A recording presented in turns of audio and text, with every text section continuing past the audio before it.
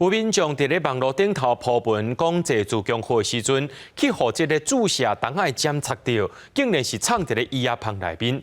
当事人已经去病院抽血做检查，但报告啊，那代替是表示讲，应该是前一位旅客留落来的，而且有报警察。即卖要求这车厢的变售公司，就要加较注意寡。列车入站，乘客一个一个上车。不过有民众伫咧网络铺文讲，伊坐火车要锁顶档的时阵，感觉伊的手心凶去擦到，详细一个看，竟然是有下档藏伫医药旁。会蛮夸张，为什么会有针筒在那边？按照一般人的正常理论，应该也没什么东西，但会直接坐下去啊。很可怕，如果真的没注意到，会不会真的有受伤，或者是不知道什么药之类的？等一下应该会去检查。做之前一定会检查一下椅子，才会坐下去。不少民众听落是感觉真寒。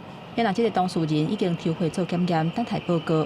代替局表示，这个旅客是伫8月初3搭372车次 EMU3000型新自强号，为台东往新左营的时阵，伫一个位去藏伫医药瓶，甲伊坐中央的旁内底一支下档插到，应该是进前坐伫这个座位的旅客放的。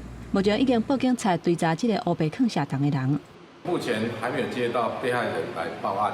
那本分局也主动跟这位民众取得了联系，我们警方会向铁路局取得相关资讯以后，主动来追查厘清案情。代替嘛进一步说明讲，已经请负责变售火车的清洁公司来严格执行变售的工作，袂当阁有类似的情形来发生。代替产业工会讲，这款的情形确实是真恶避免。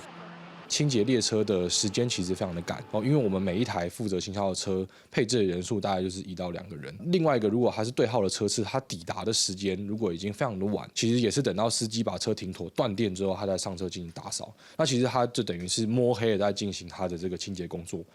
变售的卡手有限，工会呼吁民众应该发挥公德心。